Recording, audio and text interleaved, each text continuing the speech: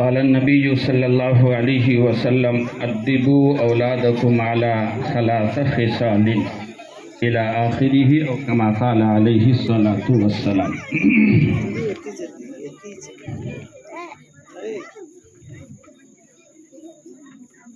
محترم حضرات، سامعین اعظام، دراصل میں خود ہمارے محترم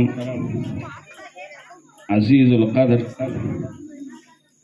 قاری ذبیح اللہ صاحب کی جو ہے باتوں کو سننے کے لیے یہاں آیا تھا. بہت دنوں کے بعد ایک موقع ملا جب یہاں کے ذمہ داروں نے یہ کہا کہ قاری صاحب کو ہم لوگوں نے دعوت دی ہے. مجھے حقیقت میں خوشی بھی ہوئی اور دل میں یہ احساس ہوا چلو ایک تو قاری صاحب کی زیارت بھی ہو جائے گی اور دوسرا جو ہے ان کے کلام کو سننے کا موقع بھی مل جائے گا. اب قاری صاحب کے سامنے ہم جیسے جاہلوں کا کیا حال ہے، کیا جو ہے کیا ان کے سامنے ہم بولیں، یہ مناسب بھی نہیں لگتا. لیکن ہمارے ذمہ داروں کا اور ساتھیوں کا اصرار ہے کہ مکاتب کے تعلق سے چند باتیں آپ جو ہے سنائیں. محترم بزرگ اور دوستو، میں نے آپ حضرات کے سامنے ایک حدیث تلاوت کی ہے. اس حدیث کے اندر اللہ کے رسول صلی اللہ علیہ وسلم نے ارشاد فرمایا، حضرت علی کا قول ہے، وہ فرماتے ہیں کہ اپنی اولاد کو 3 عادتیں سکھلاؤ. اپنی اولاد کو اگر اچھا بنانا ہے، اپنی اولاد سے دنیا اور آخرت کے اندر نفع حاصل کرنا ہے،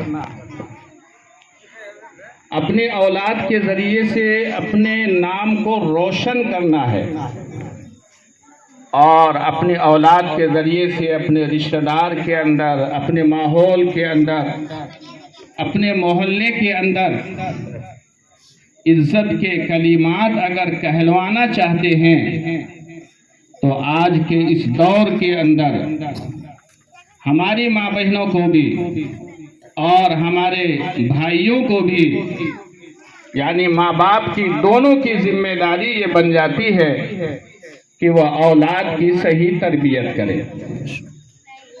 اولاد کو وہ اخلاق سکھائیں جو اخلاق اللہ کے رسول صلی اللہ علیہ وسلم کے اندر پائی جاتی تھی.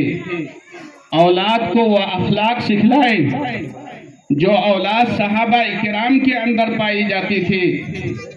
اولاد کو وہ اخلاق سکھائیں جو اخلاق جو ہے اللہ والوں کے اندر پائی جاتی تھی، جن اخلاق کو پیش کر کے اس ہندوستان کے اندر انہوں نے اسلام کا بول بالا کیا.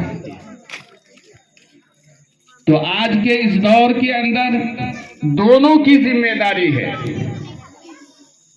ماں کی بھی ذمہ داری ہے اور باپ کی بھی ذمہ داری ہے کہ وہ اپنی اولاد کی صحیح تربیت کریں.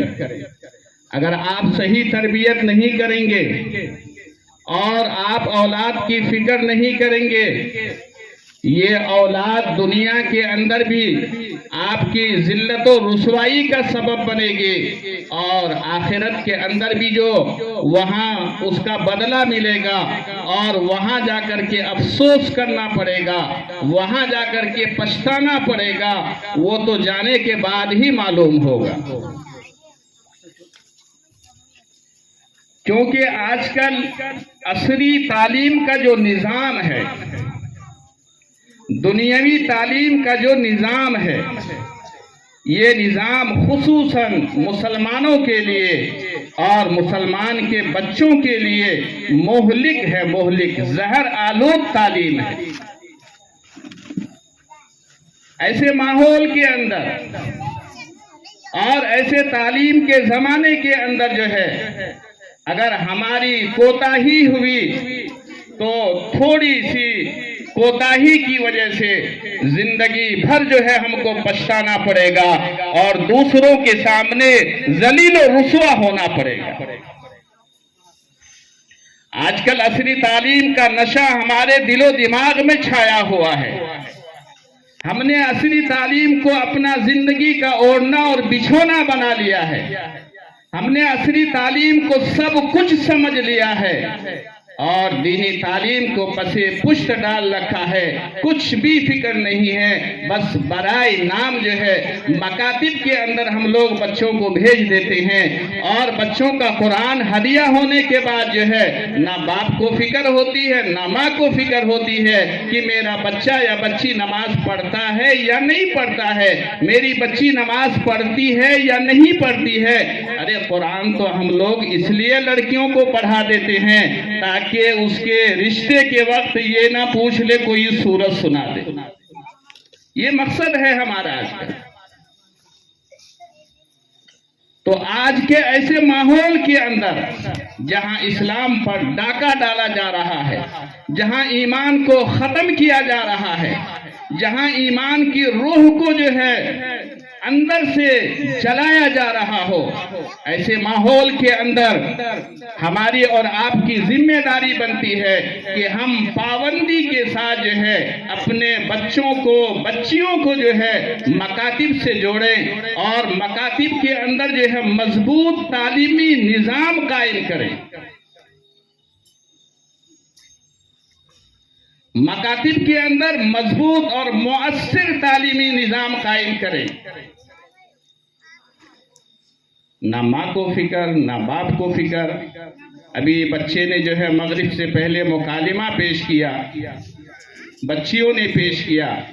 ये हमारे लिए सबक आमोज है कि हम लोग अपने बच्चियों को मकातिब में भेजते हैं। बच्चा या बच्ची पढ़ता है या नहीं पढ़ता है, बच्ची पढ़ती है या नहीं पढ़ती है, बच्चा पढ़ता है या नहीं पढ़ता है, ना माँ को फिक्र है ना बाप को फिक्र है। बस मकतब गया आ गया खत्म।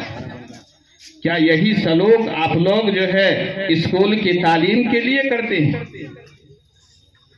क्या यही तरीका आप लोग जो है स्कूल और कॉन्वेंट की तालीम के लिए करते हैं? आपको फिक्र होती है, आपकी नींद हराम हो जाती है, आपका खाना पीना जो है खत्म हो जाता है। आपका बच्चा अगर एक दिन स्कूल नहीं गया और इंग्लिश मीडियम कॉन्वेंट स्कूल नहीं गया और वहां स्कूल के टीचर ने बच्चे को बाहर निकाल दिया तो बच्चे से ज्यादा आप फिक्रमंद होते हैं। तो मेरे मोहतरम बुजुर्गों और दोस्तों, ऐसे माहौल के अंदर हमारी और आपकी जिम्मेदारी बनती है, क्योंकि स्कूल का माहौल दुनियावी माहौल है, वहां ईमान को खराब किया जाता है। मैं ये नहीं कहता कि आप अपने बच्चों को स्कूल में ना पढ़ाएं, स्कूल में पढ़ाएं। आप अपने बच्चों को डॉक्टर भी बनाएं, आज डॉक्टर की जरूरत है। अपने बच्चों को वकील बनाएं आप, आज वकीलों की जरूरत है। आप अपने बच्चों को इंजीनियर बनाएं, इंजीनियर की जरूरत है। सब कुछ बनाएं, लेकिन बच्चों को सबसे पहले ईमान वाला बना दें।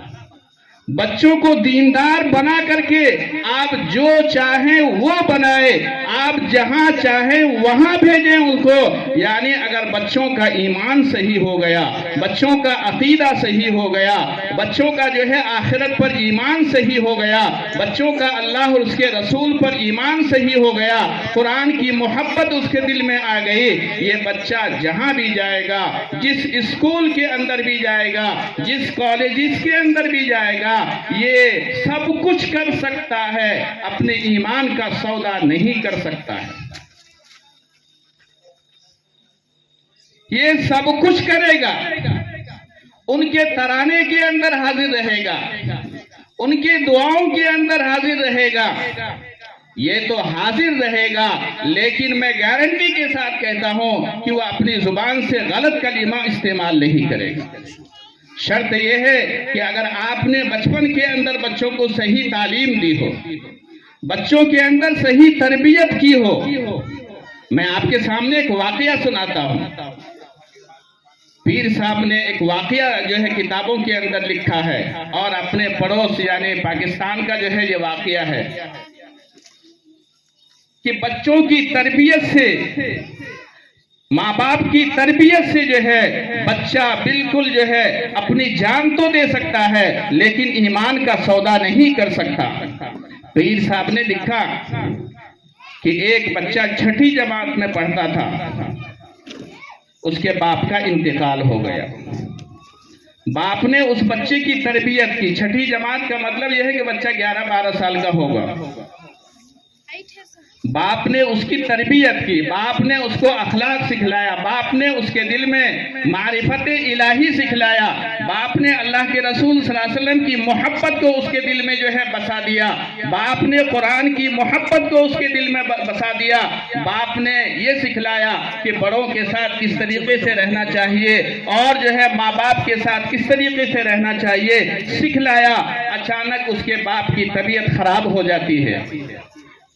باپ کی طبیعت خراب ہونے کے بعد باپ جو ہے اپنی زندگی سے نا امید ہو جاتا ہے، یعنی مرنے کے قریب ہو جاتا ہے۔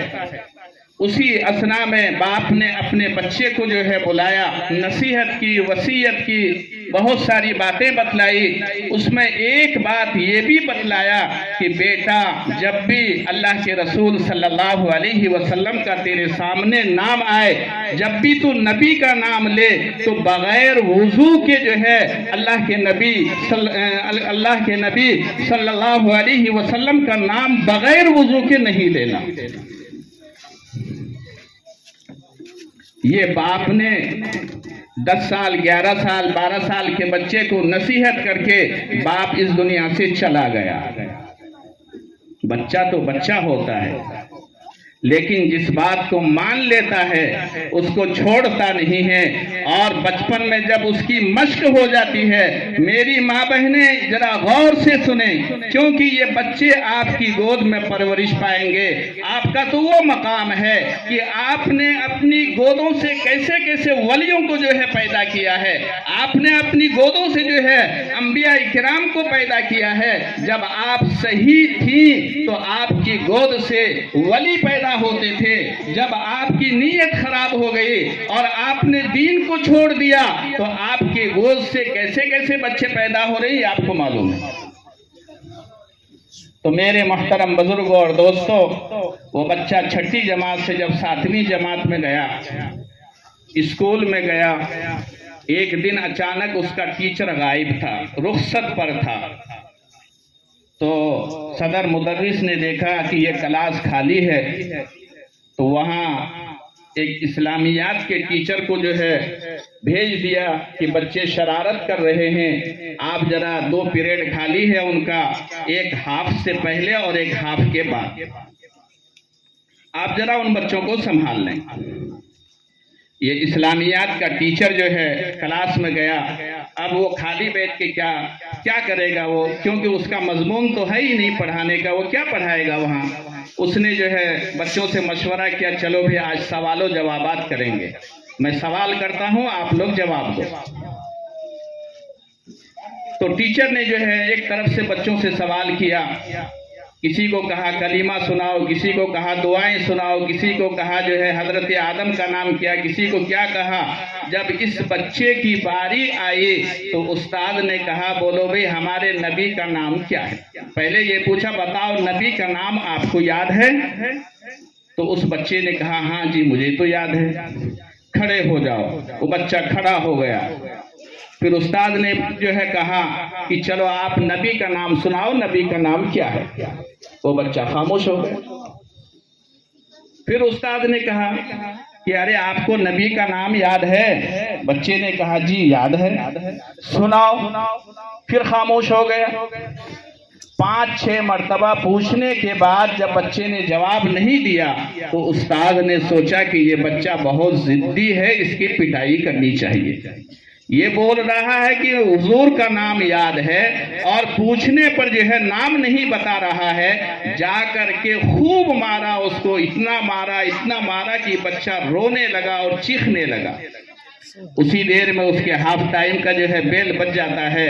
استاد جو ہے تاکید کر کے جو ہے سب بچوں کو مخاطب کر کے کہتے ہیں کہ ابھی میں دوسرے پیریڈ میں آؤں گا, اگر اس نے نام نہیں سنایا تو لکڑی سے اس کی خیریت پوچھوں گا, یعنی لکڑی سے اس کی پٹائی کروں گا سب کے سامنے. استاد تو ہاف ٹائم میں بیل ہونے کے بعد جو ہے اپنے اسٹاف روم میں چلے گئے. یہ بچہ روتا رہا. پورے دوست, کیونکہ وہ لڑکا جو تھا سب بچوں کا سردار تھا اور سب بچوں میں ہوشیار بچہ تھا, ٹیلنٹ بچہ تھا, عقل مند بچہ تھا. سب اس کے دوست و احباب جو ہے اس کے سامنے آس پاس میں آ کر کے جو ہے اس کی مجاز پرسی جو ہے کرنے لگے اور اس کو ہمت دلانے لگے کہ کیا یار تو نے نام بھی نہیں بتایا. وہ بچہ خاموش روتے ہوئے اپنے آنکھوں کے آنسو کو پوچھتے ہوئے جو ہے وہ بچہ باہر گیا اور اپنی ضروریات سے فارغ ہوا. فارغ ہونے کے بعد جو ہے وہ بچہ وضو کیا اور وضو کرنے کے بعد جو ہے حشاش بشاش خوشی کے عالم میں وہ آ کر کے کلاس میں بیٹھ گیا. اسی درمیان اس کا ٹیچر جو تھا وہ غصے سے بھرا ہوا لکڑی لے کر کے جو ہے کلاس روم میں آیا اور یہ نیت کیا کہ اگر اس نے نام نہیں بتایا تو اس مرتبہ اس کی بہت زیادہ پٹائی کروں گا. استاد آنے کے بعد وہ بچہ بیٹھا رہا. استاد نے اشارہ کیا, کھڑا ہو جا, کیا تجھے حضور کا نام یاد ہے؟ اس نے کہا جی یاد ہے. تو استاد نے کہا سناؤ. اس نے بتا دیا محمد الرسول اللہ صلی اللہ علیہ وسلم.